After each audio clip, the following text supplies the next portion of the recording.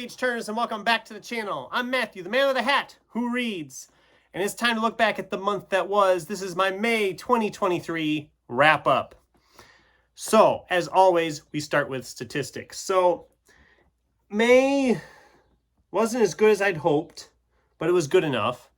I did get 12 books finished this month, which is down from last year when I had 15 in May.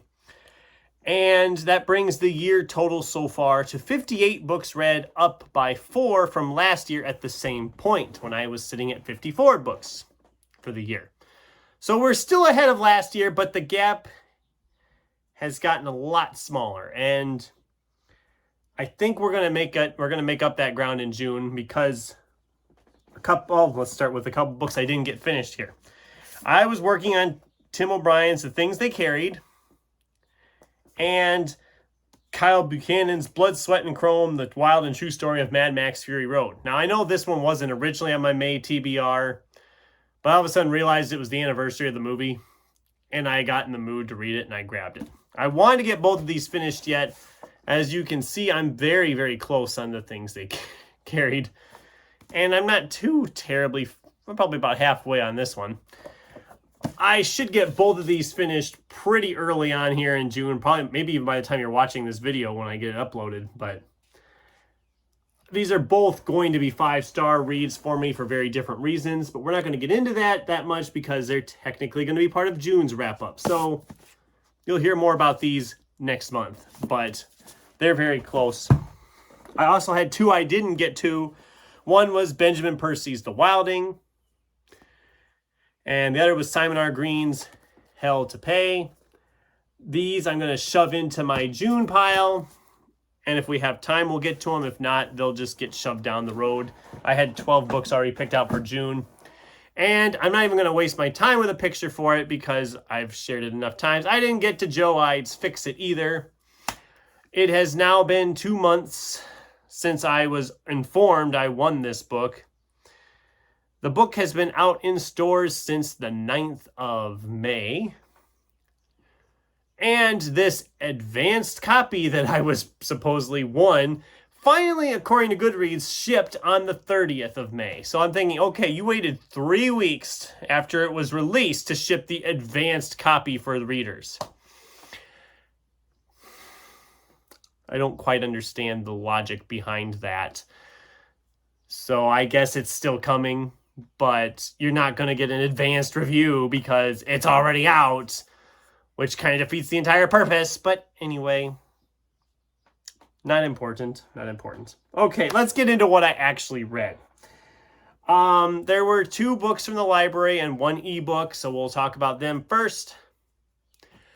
TJ Klune's In the Lives of Puppets. This is his newest novel. I, of course, have loved his previous novel, House by the Cerulean Sea, which I gave 5 stars, and then Under the Whispering Door, which was a 4-star. This one's fine, I guess. I don't want to say I didn't like it. I did give it 4 stars. It just felt very much like a been here, done that, even though we tried something different with more of a sci-fi robotic angle. It took me a long time to get going into it. Once I got into it, it was fine, but it seemed like we took a long time to set up. But it wasn't bad. I didn't hate the book or anything. Actually, I didn't hate any of the books I read this month, really, so that's something. What If 2 by Randall Munroe. This is more of a nonfiction book. I read the first book 7-8 years ago, whenever it was. And essentially it's like really bizarre science questions. And then he explains them scientifically about like, what would happen if the Earth stopped rotating? And yeah, he goes into a lot of the very serious issues that would happen from that. And they're really fun. They're illustrated with these little comic strips. They're just hilarious. And this book was no exception. I loved this one. I did give it only 4 stars just because some of the questions really worried me about humanity, because some of them just were like, they were bizarre. They were very bizarre questions, some of them. I wish I still had the book handy to give you some examples. I should have took notes. And then Nita Prose's The Maid. People have been raving about this book in BookTube. I liked it okay. I didn't love it. It was good, but not great for me. I don't know. I'm making all sorts of enemies here today, I'm sure. I know it's a darling in BookTube. I know people have been raving about it, and it is good, but similar to In the Lives of Puppets, I thought it just took a little too long to get going. Once it got going, I was intrigued by it, but it seemed like we took just a little too long to get there. And it's not that terribly long, so. But those are the library books. Let's talk about the books from my own collection I got too. We had a carryover from April. That was Max Allan Collins, 2 for the Money. And yes, I have to put the hand here because I don't know what I can get away with on the channel here. This was 2 novellas in one about Master Thief Nolan. I really enjoyed this. This is right up there with the Quarry novels from Max Allan Collins. I'm loving these old pulpy novels from him. I gave this a 4 stars just because I thought the first novel was better than the second one. Second one was still good, so averaging it down, it averaged out to about 4 stars. But I really enjoyed it. Then there was Christopher Ingraham's If You Lived Here, You'd Be Home by Now. I did a review for this. You know how I felt about this. About a guy who moves to this little dinky town in Minnesota after making fun of them and saying that they're the worst place to live in America and adapting that.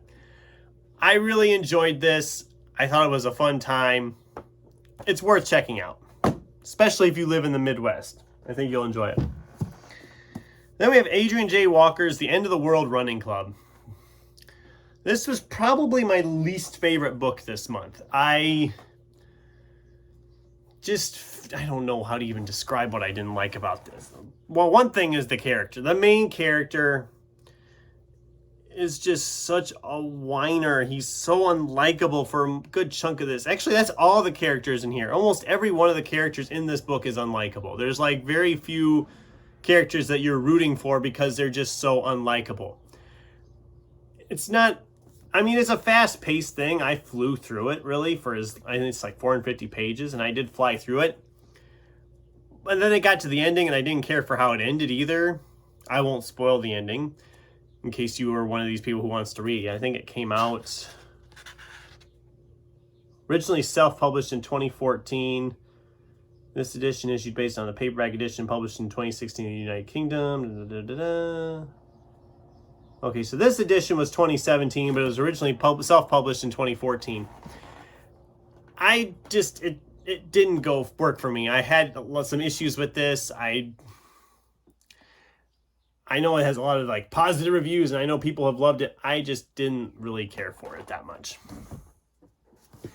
Then we have Clive Cussler's The Saboteurs, an Isaac Bell adventure.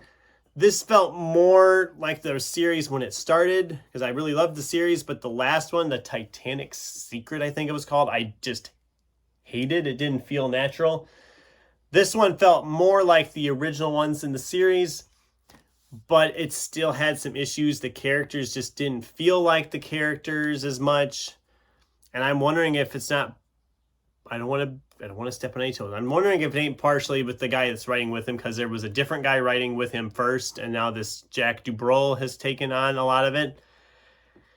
And I don't know what it is. If it's just, it's not connecting with me like the earlier ones did. I loved the earlier books in the series, like the first 7 or whatever it is. And then it seems like the later, farther into the series it got, the lesser and lesser they got.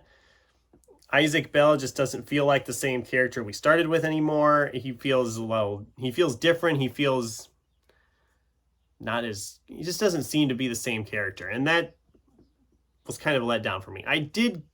What did I give this? Did I give it 3 or 4 stars? It was better than the last one, but I don't think I'll be keeping this one. I have the rest of the series, and I love those. And who knows, on a reread, I might not love those even, but I didn't love that one. I did love this book, though. Before the Coffee Gets Cold by Toshikazu Kawaguchi. I did a review for this one as well, so you already know my thoughts on this. It's not very long. It was 5 stars. It was one of my favorites I've read this year so far. It's up there.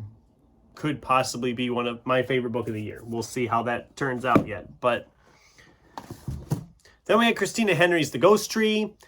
I essentially picked this one up for horror mayhem. This one and the next book was kind of my horror Mayhem options, even though I didn't really participate a lot in them.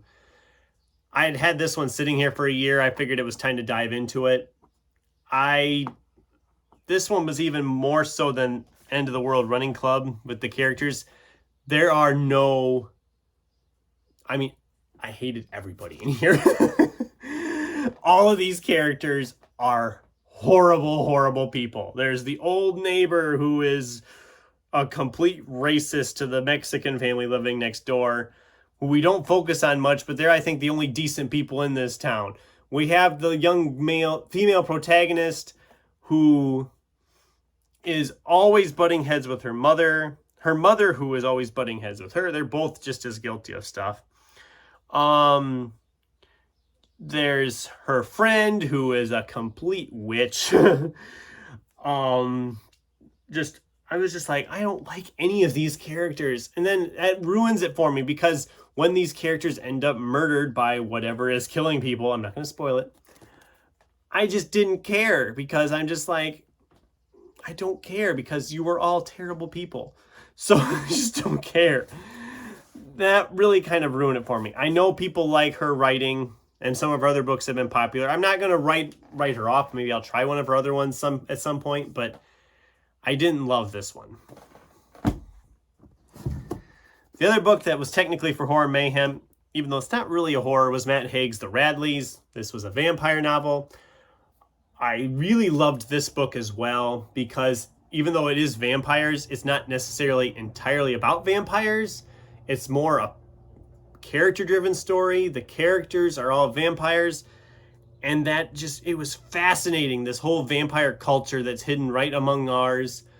All the vampire characters are interesting. Every character in this book is interesting. You are rooting for everybody at all times, because all of them have such interesting issues that make sense in life. And everything just makes perfect sense. And it was so good. I really enjoyed this. I wished I'd read it sooner, but it was a 5-star book as well. Then we had Rick Hoskins' Bystander 27. This was a superhero novel. It wasn't great. I gave it 3 stars. I loved how it ended. It went into a very meta direction towards the end, but it took so freaking long to get there. And it just really ruined it for me. And I know people there's a lot of these on the covers of authors I've loved. I mean, we have a blurb from Pierce Brown. We have a blurb on the back from Brandon Sanderson. What else we got here? I thought there was another one, but I guess not, that I knew. But those two, I'm like, okay, I've loved stuff by them. I should love this. And it just didn't click for me at all. And that was kind of a bummer. And then finally, the last book I finished in May, was Scott Lynch's The Republic of Thieves. This is the 3rd novel in the Gentleman Bastard series.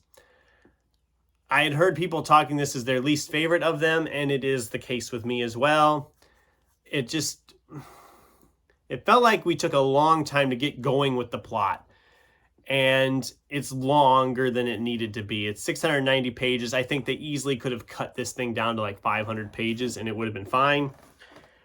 I still really liked it. It was still a 4-star book for me, but the other 2 being 5 stars, that was clear this was the lesser of the 3 and was my least favorite of them. So that was my wrap up of May, but I have to still reveal what was my favorite book of May.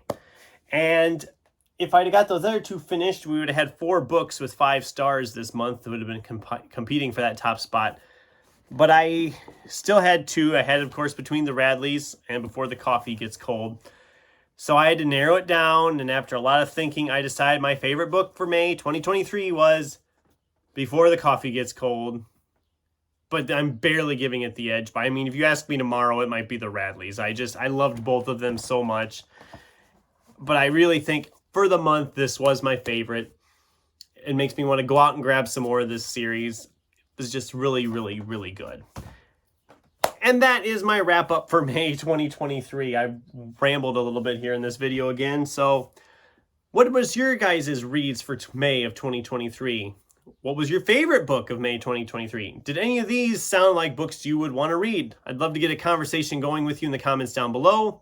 Thanks for watching, and until next time, Keep turning pages.